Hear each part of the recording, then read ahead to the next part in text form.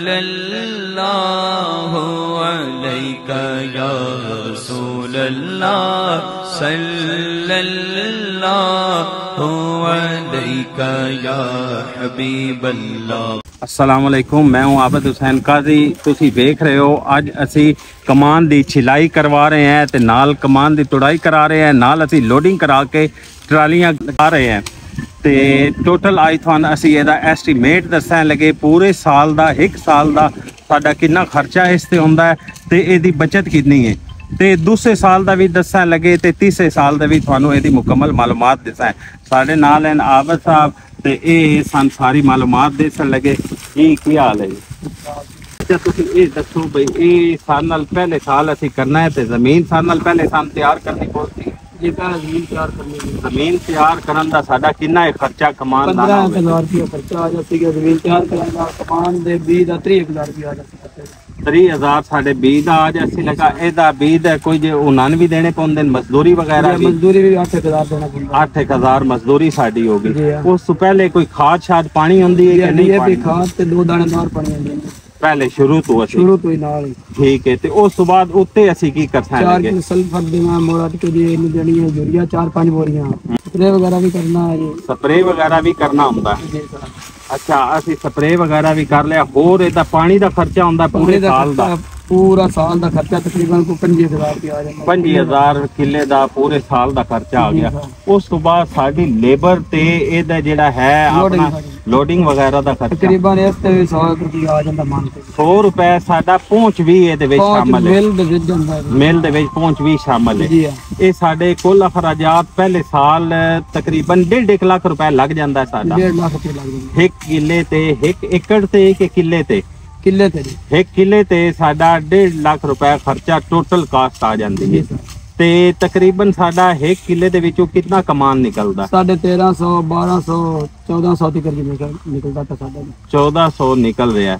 ते 1400 रुपए उथे रेट भला की चल रहा है इस टाइम? ए साडा 60 मोड़ दा लगदा है परमट 409 रुपए लग रहे हैं। 409 रुपए साडा एक मन दा रेट लग रहा है।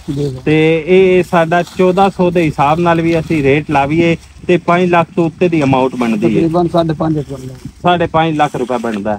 ते एदे विचों असी 1.5 लाख रुपए खर्चा कर लवीए पहले साल दा ते ए सानू 4 लाख रुपए प्रॉफिट बन जांदा है। ये ठेके होए ना मोड़ में इतना नहीं बनदा, बड़े 1 लाख ठेका करना पड़ता है। 1.5 लाख रुपए ठेका अपनी जमीन है तो मोड़ 4 लाख रुपए। अगर 1.5 लाख ठेका भी कर लवीए तो पहले साल सन 2.5 लाख रुपए बच जाती। इसी तरह एदा 20 दा खर्चा ते बच जांदा है दूसरे साल। ते दूसरे साल जेड़ा है वो सानू टोटल कास्ट साल पूरे दी 4 लाख रुपए बच जाता है। ते तीसरे साल वाला सानू की बचदा है? तीसरे साल 4 बच जांदा है। तो गंदम जेडी है जो वखरी बच जांदी है। गंदम भी असी बाद विच ला लैने कमान तो बाद गंदम ला देती साल पूरा होंदा है। ते ओ गंदम दा 6 महीने ओ फ्री दे फिर तकरीबन 1.5-2 लाख रुपया तो बच जांदा है। वो भी बच जांदा है। अगर एवरेज वेखिए ते सानू 13-14 लाख रुपए साल 3 साल दा बच जांदा है। ए प्रॉफिट है सारा जमीन दे ठेके शेके खर्चा चलदा सारा कुछ पा के। ते इस तरह असी तुहानू कमान दी मुकम्मल मालूमात दसी है कि एदा कितना अखराजात है, मिल तक एदा टोटल कितना खर्चा होंदा है ते एदा शुरू तो लग के 20 तो लग के ते आखिर तक असी 3 साल दा पूरा तुहानू दस्सिया। तुहानू असी सारा 1 एकड़ दा सारा दस्सिया जी। उस तो बाद इत्थे तुहाडे कोल जमीन वाला कितनी है जी? 11 किले है कमान। 11 किले थोड़ा कमान लगा होया। 11 किले तुसी ये देखो असी एदा प्रॉफिट कढ़िया पहले साल जमीन दा 2.5 लाख रुपए ठेके वाली जमीन दा ते 2.5 लाख रुपए साडा 1 एकड़ दे विच 5 लाख रुपए ते 11 अगर होवे ते ओ साडा 27-28 लाख 27 लाख रुपए बन गया जी। ते इसी तरह अगर साडे दूसरा साल होवे ते देखो ए प्रॉफिट रिवर्स कितना ज्यादा चला जाता है। 44,000 रुपए प्रॉफिट है। ते तीसरे साल फिर 5 लाख रुपए प्रॉफिट अगर है तो 55 लाख रुपए साडा टोटल प्रॉफिट हो गया जी। ते ए देखो कमान वगैरह एदे विच इतनी ज्यादा मेहनत भी नहीं है, कोई स्प्रे वगैरह भी ज्यादा नहीं करने पौंदे, पानी भी बहुत कम और बहुत कलील तादाद दे विच सानू पानी थोड़ा पानी लाना पौंदा। महीने विच 3 बार पानी लाना पौंदा है सानू एदा। ते इतनी ज्यादा मेहनत भी कोई नहीं। खाद वगैरह का भी एदा शुरू ते खर्चा है, बाद 6 महीने थोड़े तुसी सिर्फ एदी देखभाल ही करनी है। ਤੇ ਇਤਨਾ ਜ਼ਿਆਦਾ ਇਹਦੇ ਅਖਰਾਜਾਤ ਵਗੈਰਾ ਵੀ ਨਹੀਂ ਤੇ ਮਿਹਨਤ ਵੀ ਇਤਨੀ ਜ਼ਿਆਦਾ ਨਹੀਂ ਹੈ। ਜੀ ਵੀਵਰ, ਅੱਜ ਕਮਾਨ ਦੇ ਬਾਰੇ ਵਿੱਚ ਅਸੀਂ ਤੁਹਾਨੂੰ ਮੁਕੰਮਲ ਮਾਲੂਮਾਤ ਦਿੱਤੀ ਹੈ। ਨਾਲ ਤੁਹਾਨੂੰ ਮੈਂ ਇਹ ਵੀ ਦੱਸਦਾ ਜਾਵਾਂ ਕਿ ਕਮਾਨ ਜਿਹੜੀ ਐਸੀ ਫਸਲ ਹੈ ਜਿਹਦਾ ਕੋਈ ਉਤਾਰ ਚੜਾਓ ਨਹੀਂ ਹੁੰਦਾ। ਅਗਰ ਅਸੀਂ ਆਲੂ ਜਾਂ ਮਟਰ ਲਾਣੇ ਆ ਤੇ ਮੰਡੀ ਦੇ ਰੇਟ ਦੇ ਮੁਤਾਬਕ ਸਾਨੂੰ ਉਹਦੇ ਪੈਸੇ ਦਿੰਦੇ ਨੇ। ਕਦੀ ਬਹੁਤ ਜ਼ਿਆਦਾ ਰੇਟ ਕਮ ਹੋ ਜਾਂਦਾ, ਕਦੀ ਬਹੁਤ ਜ਼ਿਆਦਾ ਰੇਟ ਅਪ ਹੋ ਜਾਂਦਾ ਤੇ ਉਹਦੇ ਮੁਤਾਬਕ ਸਾਨੂੰ ਪੈਸੇ ਮਿਲਦੇ ਨੇ। ਅਗਰ ਅਸੀਂ ਥੋੜਾ ਜਿਹਾ ਵੀ ਲੇਟ ਹੋ ਗਏ ਆ ਜਾਂ ਕੁਦਰਤੀ ਤੌਰ ਤੇ ਕੋਈ ਬਾਰਿਸ਼ ਵਗੈਰਾ ਹੋ ਗਈ ਹੈ ਤੇ ਉਹ ਰੇਟ ਵਗੈਰਾ ਬਿਲਕੁਲ ਇੱਕਦਮ ਡਾਊਨ ਹੋ ਜਾਂਦੇ ਨੇ। ਤੇ ਆਲੂ ਤੇ ਮਟਰਾਂ ਦੇ ਵਿੱਚ ਰਿਸਕ ਹੁੰਦਾ ਹੈ, ਜਦਕਿ ਕਮਾਨ ਦਾ ਸਾਨੂੰ 2 ਮਹੀਨੇ ਪਹਿਲੇ ਹੀ ਪਤਾ ਲੱਗ ਜਾਂਦਾ ਹੈ ਕਿ ਕਮਾਨ ਦਾ ਰੇਟ ਗਵਰਨਮੈਂਟ ਕੀ ਕਰ ਰਹੀ ਹੈ ਤੇ ਕਿੰਨੇ ਸਾਨੂੰ ਇਹਦੀ ਇਨਕਮ ਹੋਣੀ ਹੈ।